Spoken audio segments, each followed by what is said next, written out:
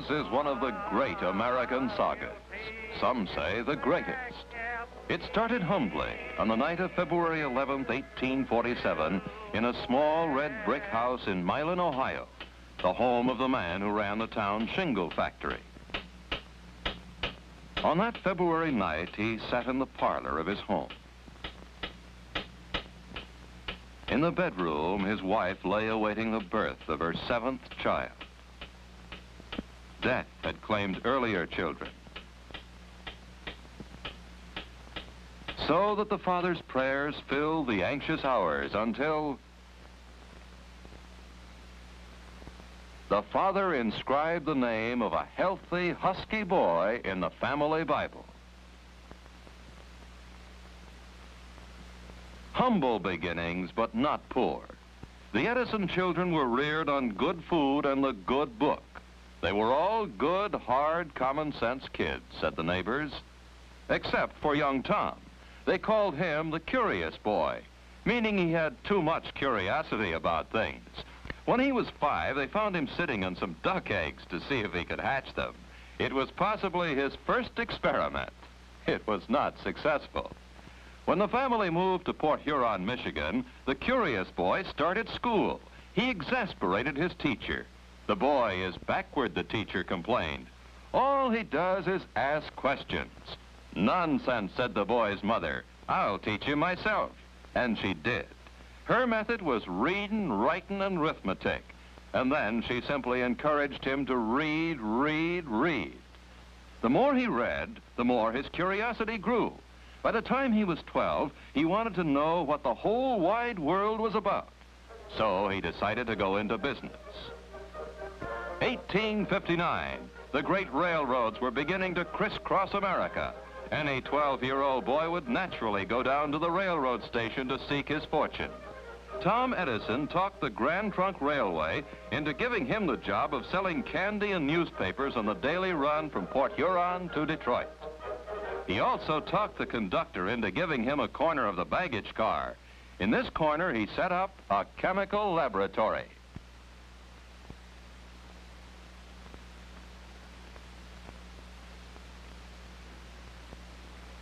His curiosity didn't stop at chemistry. He got interested in printing when he was 14. So he set up his own printing press and started the first newspaper ever published on a railroad train, anytime, anywhere.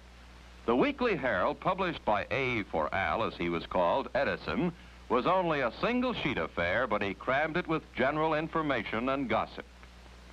Local and international news.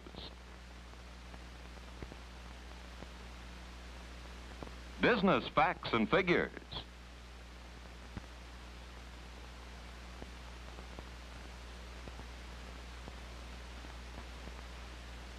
Vital statistics. Philosophy. Reason, justice, and equity never had weight enough on the face of the earth to govern the councils of men. But at the height of his success as chemist, candy butcher, publisher, philosopher, 2 accidents occurred. First, he became partially deaf. Deafness drove me to reading. My refuge was the Detroit Public Library. I didn't read a few books. I read the library. And he learned how to operate a telegraph ticker.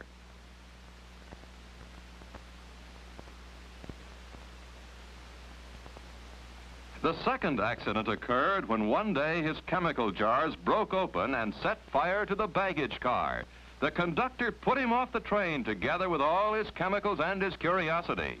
He was 16 years old now, an unemployed candy butcher and newspaper publisher. But he'd also learned how to send and receive messages over the telegraph ticker.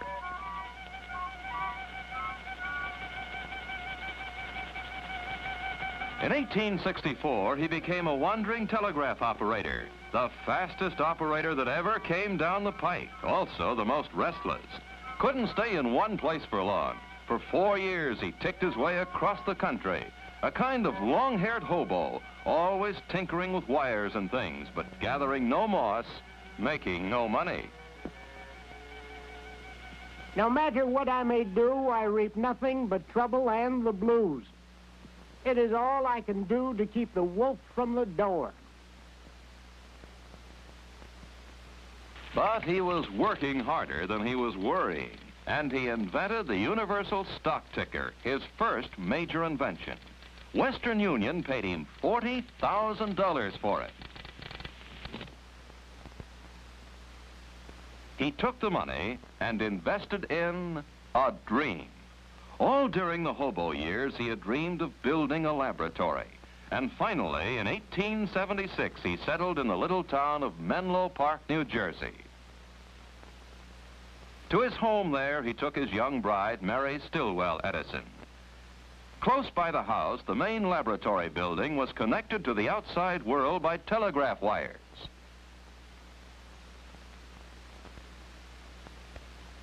The chemistry lab was the little candy butcher's dream come true. He filled his lab with the best technicians and the best machines money could buy. He was the first man to conceive of an invention factory, a hive of specialists on a belt line. At the top of the line was the old man, as they called him even then, supplying the ideas and the inspiration. He announced to the world,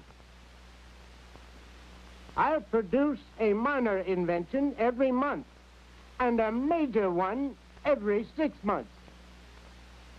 It was no idle boast, and the inventions started pouring out of Menlo Park. To his deafness, he attributed one of his early contributions.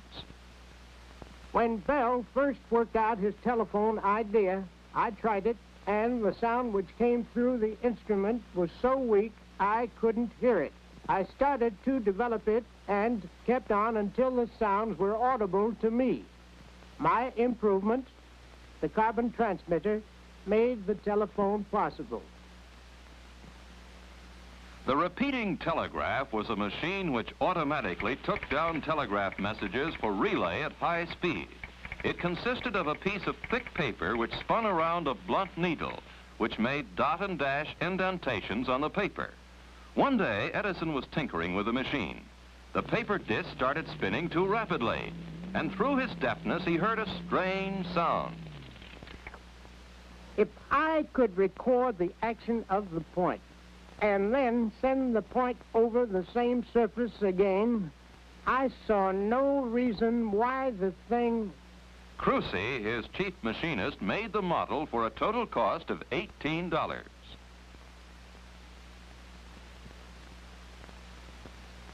A group of assistants gathered around the old man's desk. None of them knew what the fantastic-looking thing was supposed to do. They stood silently while Edison took a piece of tinfoil, inserted a mouthpiece on the contraption, and then, to everyone's astonishment, started reciting these momentous words.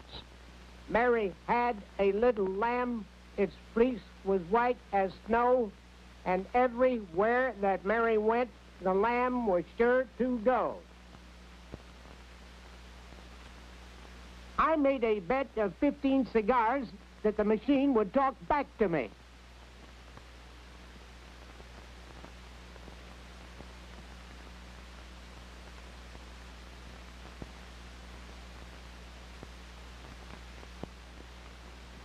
Mary had a little lamb, his face was white as snow, and everywhere that Mary went, the lamb was sure to go.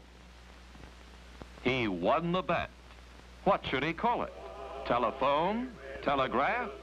He named it the phonograph. It became the sensation of the day and age. The 31-year-old inventor was invited to the White House to demonstrate his machine for President Hayes. Never in the whole history of science and invention had there been anything like this, a machine that talked, and the world clamored to listen to it.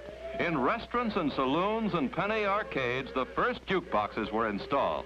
And while the words and music poured into every ear, the name of Edison was on every tongue.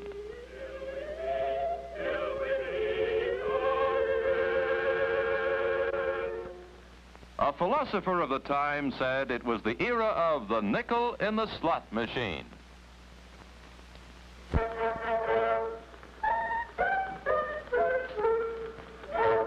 Every Saturday, Willie got his pay, then he'd call for Nell. It was always Mr. Mr. Edison's own favorite invention. He was always bubbling over with new ideas for it, new applications. On Nellie's little hat, there was... He had hoped the little box would be a great educational device, recording the Washingtons and Lincolns for posterity.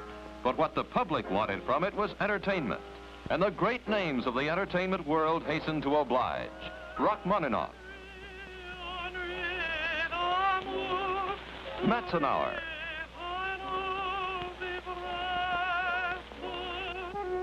Albert Spaulding,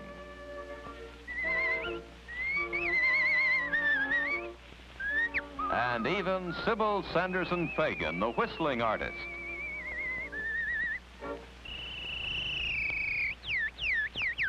And as the years went by, they trooped in and out of Edison's recording rooms.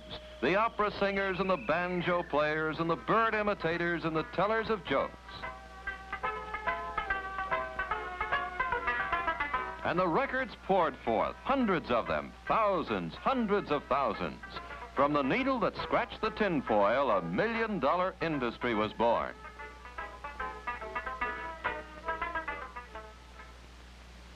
Shortly after the world had seen the wizardry of the invention of the phonograph, the Wizard of Menlo Park started a fresh notebook. It was the first of many on a new subject.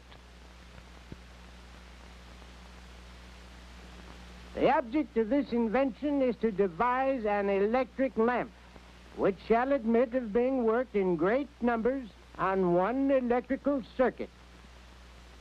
The invention of the phonograph had been all Edison, but when he turned his luminous curiosity on the problem of making an electric light, he was moving into a field where many others were working. The first thing Edison did was to learn everything he could about the subject. He came to the crux of the problem. 1, if you heat certain materials by electricity, they give off light. 2, if you heat these materials in a vacuum, they last much longer. So he told his glass blowers in the invention factory to make him some glass bulbs. This would be his vacuum, in which he would heat something by electricity. Heat what? What would glow with a light that was continuous and bright and easy on the eyes? Now the laboratory became his home. Day, night, time itself meant nothing to him. He tried everything in the search for the proper thing to heat in the vacuum. After trying metals, he started on the world of organic matter. Anything, everything within reach. Human hair, wood, leather, macaroni. Now we know another thing that won't work. That's progress. Finally, one day he took a piece of common cotton thread and placed it in a crucible and baked it in a furnace. Out of the furnace came a thin thread of pure carbon. He attached this filament to electric wires inside the bulb. He pumped the air out of the bulb. He turned on the electric current. This was the light he wanted, but how long would it last? Edison and his assistants gathered around for the famous death watch of October 19, 1879. They watched the lamp for 10 hours. Give it more juice. 20 hours. More juice. 30. For 2 days and 2 nights, the lamp burned. Now I knew we had it. He invited the world, a world still lit by candles and gaslight, to come to Menlo Park to see. They came. On New Year's Eve, 1879, they came by the trainload and they saw. New light to the new world on this New Year's Eve, cried the press. The newspapers called it the miracle of the 19th century. Lighting up Menlo Park was only a stunt for New Year's Eve.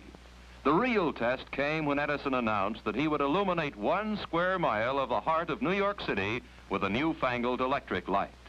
The bulb, the miracle bulb that gave the miraculous light, was only the beginning, the end component of 1,000 component parts. You need rheostats and generators and meters and fuses and sockets and switches and conductors to make it work.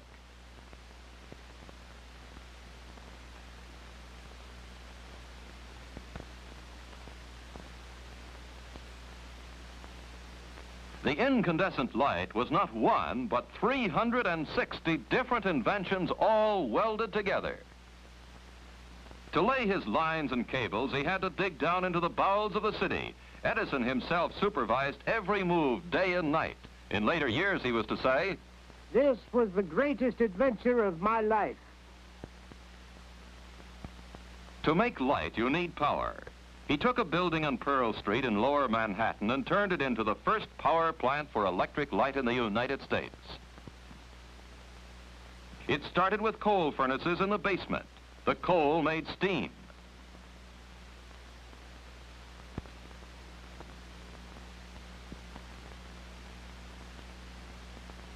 The steam made power.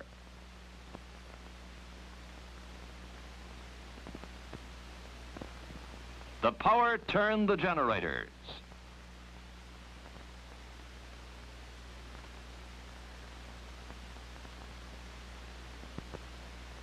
From the generators came electricity. And the electricity became light. Light to the world. But hardly 2 years after the great triumph, tragedy struck the house of Edison.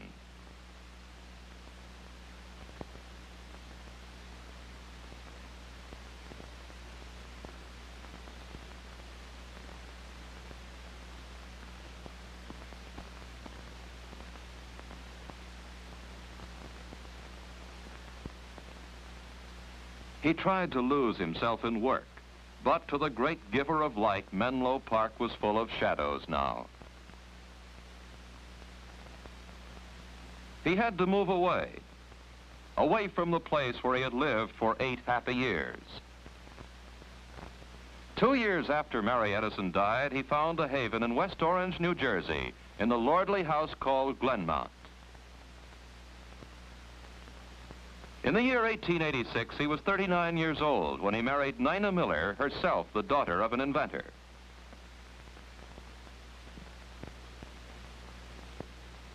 My later courtship was carried on by telegraph. I taught the lady of my heart Morse code, and we got along much better than we could have with spoken words by tapping our remarks to one another on our hands. Presently, I asked her thus if she would marry me. The word yes is an easy one to send by telegraphic signals, and she sent it. And here he took his new bride to live. Beyond the fields of Glenmount, just down the road, he built his new laboratory. Brick this time, the finest invention factory in the world, the big brother of Menlo Park.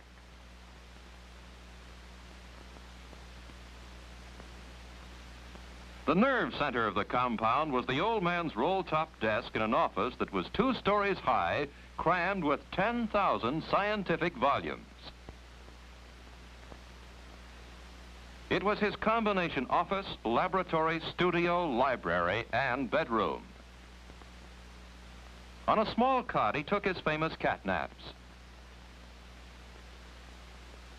I never found need of more than 4 or 5 hours sleep in the 24.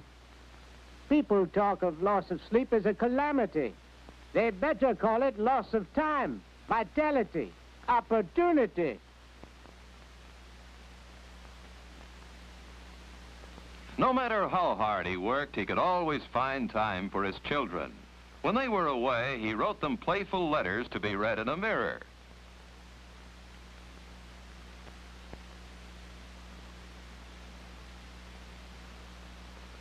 On one of their toys, the wheel of light now caught his fancy.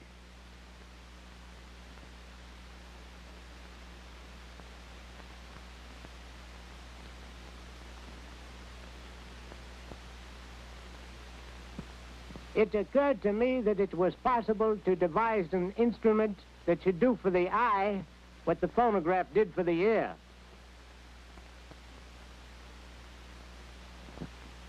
His first idea was to put a continuous line of tiny photographs on a cylindrical shell, just like a photograph record, then to rotate the shell and let the eyes look at the photographs through a magnifying glass. It didn't work well enough to suit Edison. Then he thought, if he could put a long line of photographs on some sort of strip or tape, on something you could roll up.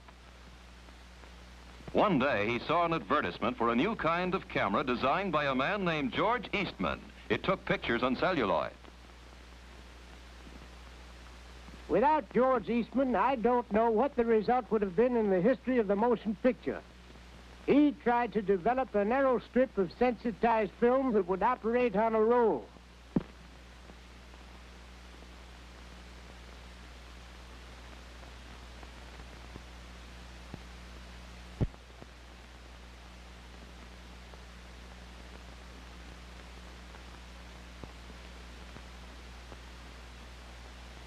Observe, says the legend, that each picture has a slight change of position as it passes the point of vision. The rapid photograph of these different stages of movement upon a long strip of light-sensitive film creates the illusionary spectacle of movable figures.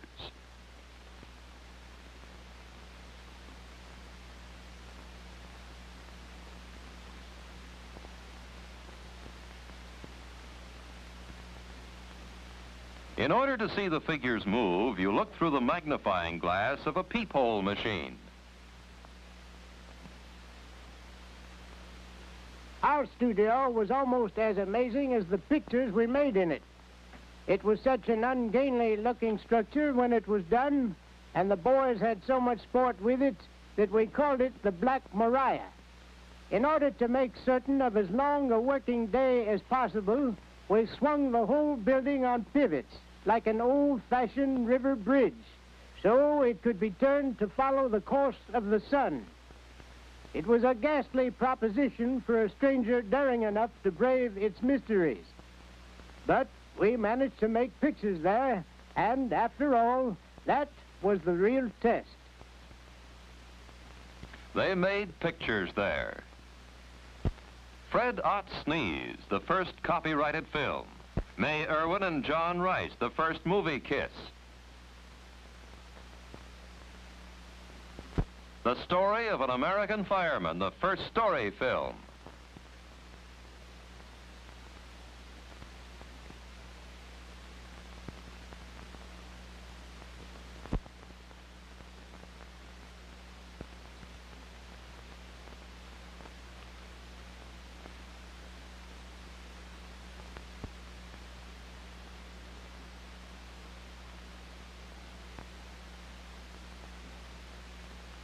Did you know that one of my first thoughts for the motion picture was to combine it with the phonograph?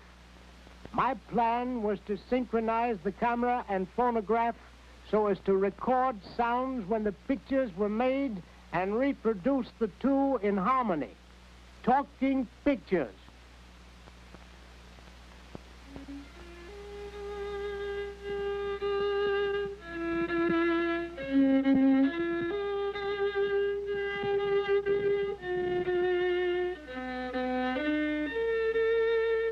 Through a projector in his office, he showed the first home movies.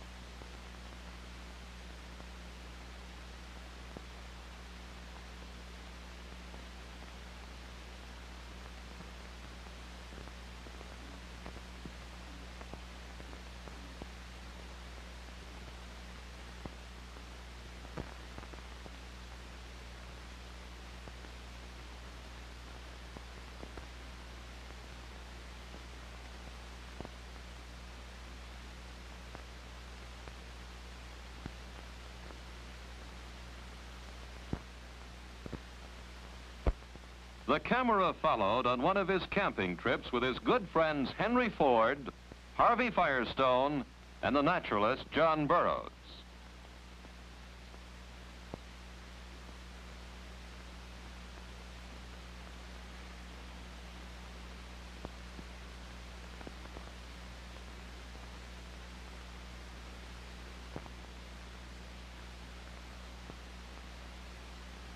But in the ripe years of his life, he found it good sometimes to rest from the hard job of being a wizard. At his winter home in Fort Myers, Florida, his family and friends would gather round. What do I think of Einstein's theory? I don't think anything of it, because I don't understand it. And he liked to drive around the grounds of Fort Myers in a car given him by an old and grateful friend, Henry Ford, whose early experiments with a combustion engine Edison had encouraged. And he liked to sit and look at nature.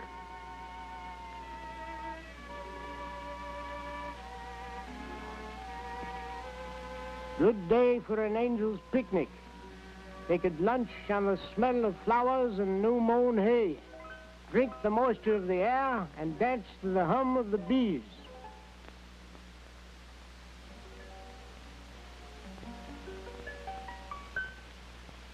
But even in Fort Myers, he couldn't sit still for very long. Close by his home, he built a small laboratory. His friends Ford and Firestone had presented him with a great challenge. Could he find a domestic source of natural rubber?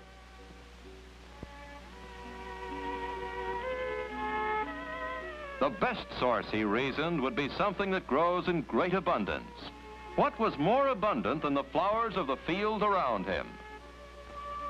He started by testing every plant, every flower, every leaf, every growing thing he could lay his hands on. Thousands of them tested and carefully classified in his notebooks on his neat shelves. Finally, he settled on the goldenrod as the most practicable source of rubber. Why? Because it was so plentiful. He worked late into the night on the incredible notion of squeezing rubber out of goldenrod, though the famous catnaps were growing longer.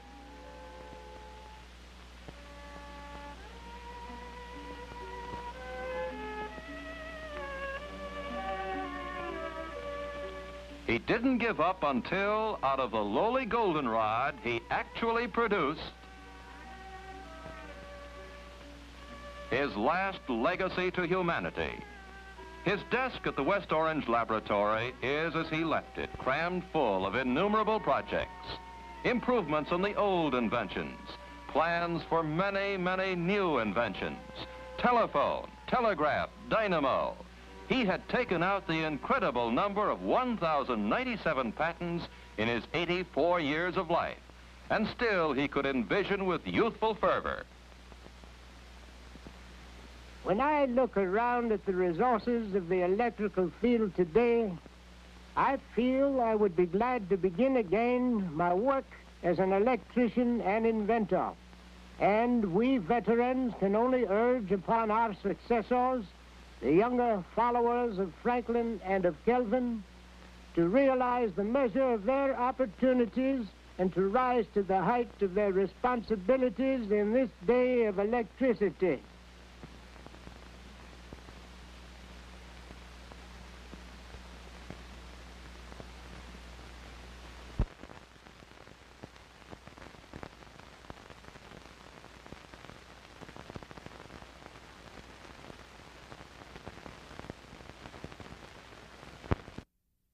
The town shingle factory. On that February night, he sat in the parlor of his home. In the bedroom, his wife lay awaiting the birth of her 7th child. Death had claimed earlier children,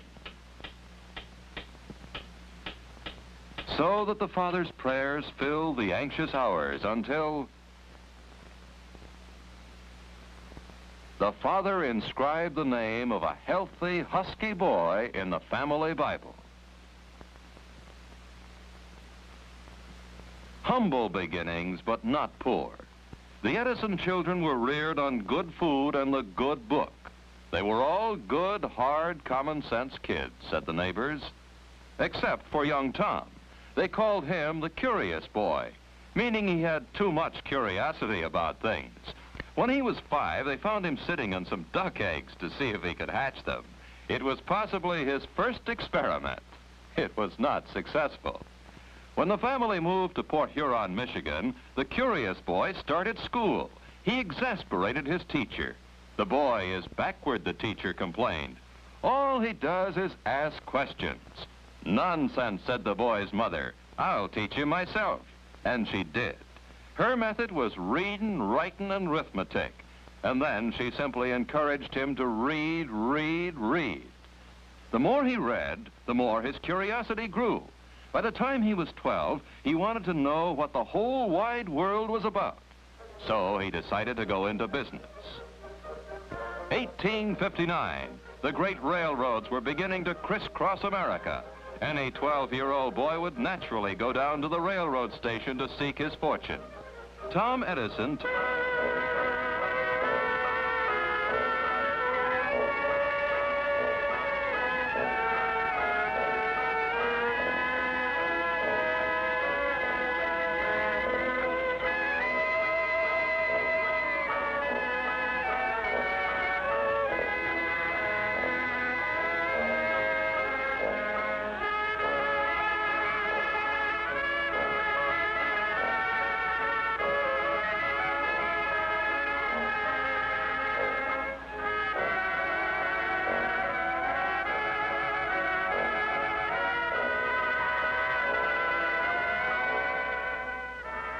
His is one of the great American sagas.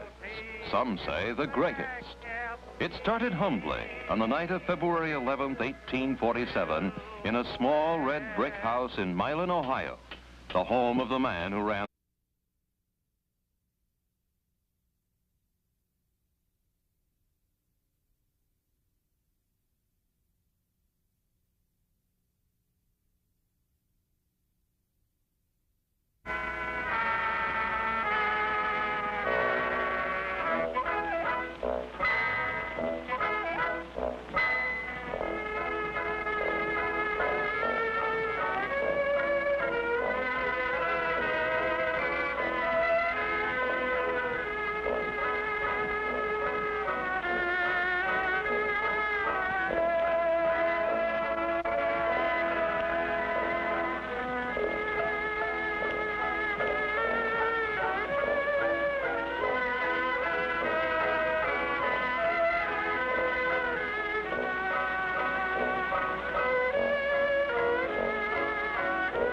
talked the Grand Trunk Railway into giving him the job of selling candy and newspapers on the daily run from Port Huron to Detroit.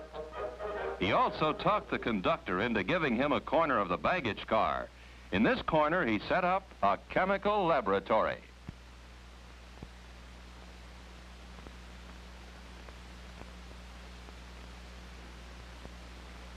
His curiosity didn't stop at chemistry. He got interested in printing when he was 14. So he set up his own printing press and started the first newspaper ever published on a railroad train, anytime, anywhere. The Weekly Herald, published by A for Al, as he was called, Edison, was only a single sheet affair, but he crammed it with general information and gossip. Local and international news. Business facts and figures.